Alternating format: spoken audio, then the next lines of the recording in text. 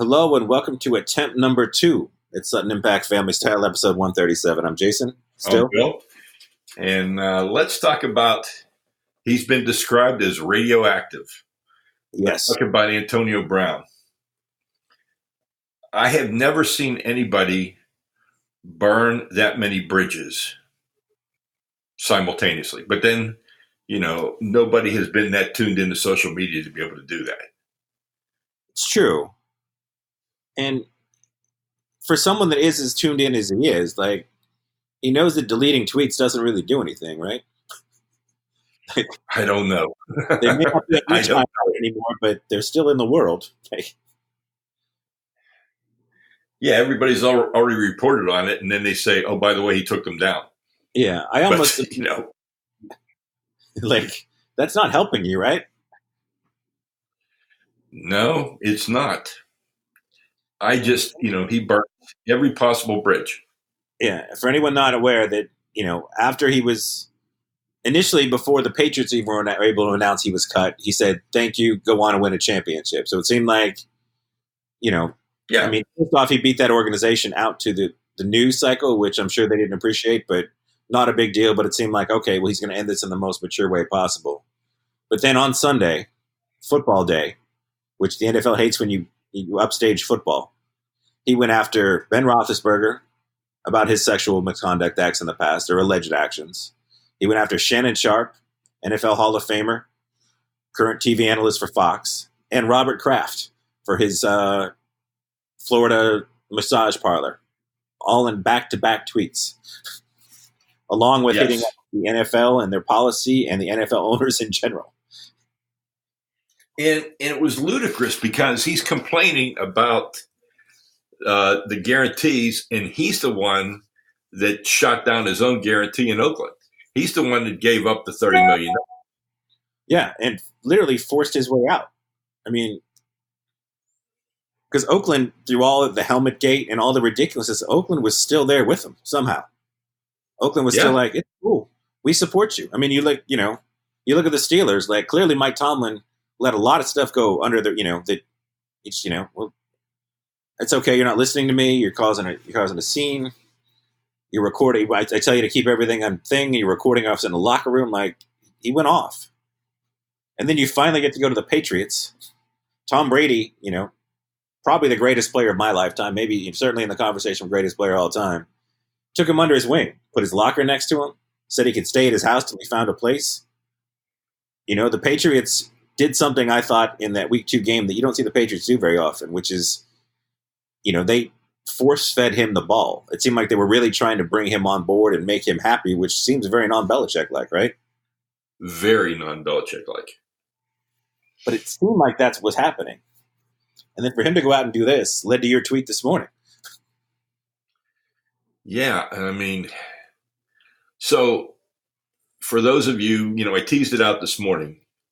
To me, the outcome of this is that Antonio Brown's going to go to the XFL because there's nothing that would be pending anywhere other than his civil lawsuits. Yeah, I mean, he's not a contract to an NFL team, so he's a free agent. The NFL teams don't want to sign him because they think the NFL will ban him and they'll lose the money and he'll be suspended. But the XFL doesn't have all that debris. So you could sign Antonio Brown and put him on a team, and you know what? You'd have a great tune-in for at least the first game. And it's hard to imagine, I understand he's still one of the best receivers on the planet. There's not even a question about that. But totally. Burned 3 organizations in less than 6, in less than a year, give or take, however you want to say it. Because even with Pittsburgh, even as they were behind this, from what I understand, they were finally going to, even as they were trying to get ready to trade him, he kept going on and on about Roethlisberger and attacking people. And it was like he was devaluing his trade value to the Steelers. Yes. I mean, the Patriots had offered a first-round pick for him anyway, but it seemed like it's like, okay, we're finally going to get out of the Steelers, and it was sort of like an F you to the Steelers, be like, yeah, you're going to trade me, and you're going to get even less than you want. Then he gets to the Raiders, and again, I think Gruden and Mayock really bent over backwards to try to make him happy. He got his 2-year extension. He got all the guaranteed money. When he went on the ridiculous helmet gate thing, they gave him support the entire time. When he froze his feet and everything else, like they gave him about as much leeway as you could possibly give somebody without alienating your entire team. And then, the Patriots took him in and he blew that up. And then today, like I said, you attack, one of the most influential owners in the NFL, Robert Kraft. You air his dirty laundry out again for everybody.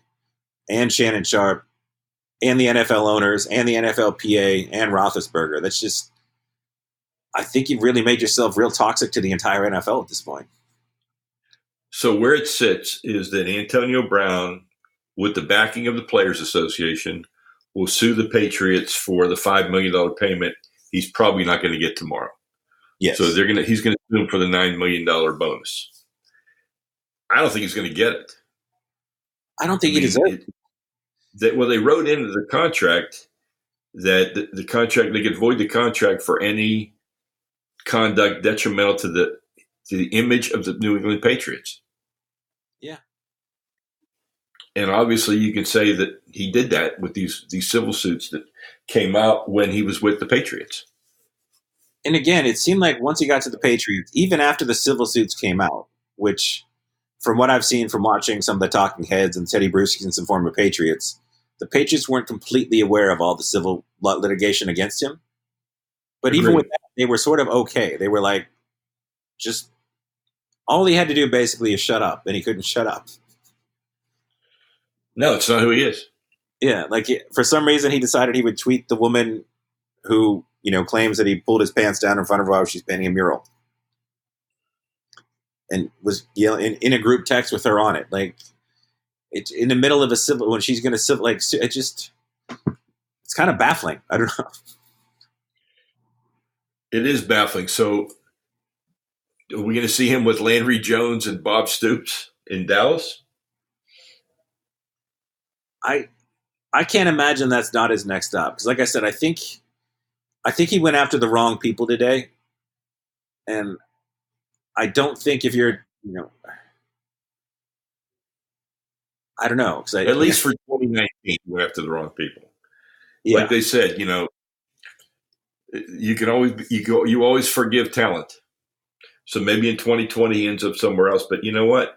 I just think mentally and everything else, he's jumped the shark. I mean, I don't know where he is. So we'll see where this goes. But I don't think it's going to have a good ending. No. But there was a good beginning today for Danny Dimes and the New York Giants. I think he went out there, put up 4 touchdowns, led a deep fourth quarter drive. And this is with Saquon Barkley. Yeah. I mean, and he looked really good and really confident and was flinging the ball all over the place. And good for him. I hope it works out for him. At the same time, I would like to see Eli end up somewhere else. Make it better for him and better for everybody else. You know what Eli's career record is currently, right? No. His career record is 161 and 161. So if he had played one more game for the Giants and lost, he would be a career under 500. I mean, because the other debate that's gone on this week, along with what will happen with Antonio Brown, is Eli Manning a Hall of Famer? I don't think he is. Yeah, it's a tough, because in the NBA he gets in because everybody in basketball gets in, and they seem to have no standard as to how you get in the NBA Hall of Fame. You just had to play basketball. We're probably talking about Antoine Jameson in the Hall of Fame in a couple of years. And no offense to Antoine Jameson, but he's not a Hall of Famer. But the NFL, but people are arguing that if Joe Namath is a Hall of Famer, then Eli Manning is a Hall of Famer. That both of their reputations are based on like 1 or 2 games, and that the rest of their stats are pretty mediocre. So yeah, but one of them led to a merger of the AFL and the NFL. I don't think I'm ready to say they're on equal footing. But I wonder if there was any behind the scenes thing, with the Daniel Jones thing. It's like, he loses one more game. He's an under 500 career guy. Let's just move on now and let him ride into the sunset this way. I don't know. I think he's got to move on. I think he's got to end up somewhere else. He's not ready to quit, and he's not going to play again for the Giants. No. You So know let's. what? Maybe he and Antonio Brown. Well, Teddy Bridgewater. Yeah, XFL. Eli Manning. I'd watch him. No, that's not going to. Eli Manning's not going to go to the XFL, but there's going to be another major injury to another quarterback this year, and maybe that's where he ends up. Because apparently it'll never be Colin Kaepernick. So, who knows? Yeah. I want to talk about Georgia Notre Dame. Okay. Which was, I thought it was going to be a blowout. I didn't even watch. I put it on toward the end. I was not into thinking it was going to be a good game. So I guess Paul Feinbaum and I agreed on something for once. For once, yes. But Notre Dame did themselves really well. Really well. They played hard. They played well. They just couldn't pull it off. But they're at Georgia, so it's they only dropped down to number 10 in the polls, which is also because of Notre Dame. It is. It's very true. I watched Oklahoma State, Texas, and that quarterback for Texas is amazing. I mean, he doesn't look like he's the athlete that he is, but he is. And then I watched Pitt beat UCF yesterday. On the Pitt special. It's very frustrating. Which I loved. I love that. I love that. I don't know. I guess living down here, I'm just so tired of all the UCF talk. I was happy to see it happen. Now we're not going to have any talk about going undefeated and going to the college football playoff and everything else. I don't have to put up with it anymore. I know. Well, I give a lot of it on this show, but I mean, I do feel like that they were the perfect example of the NCAA BCS bias. Because I thought they did. I 3 years ago, I thought they deserved, or 2 years ago, they thought they deserved a shot in the playoffs. And last year, I think if their quarterback had stayed healthy, they probably would have deserved it as well. This year, can't argue for it, but I like that there's a nice underdog somewhere out there in the world for everybody. Even if UCF is they had a 10-point lead with 3 minutes left and blew it. Yeah. That's what really surprised me because Pitt's just not all that. But now I guess they might be. Now they might start believing in themselves. Maybe we can have those Pitt is it bumper stickers and pins again, Dad. As opposed to the shit on Pitt one I still have. Yeah, that one. So kind of an interesting day yesterday.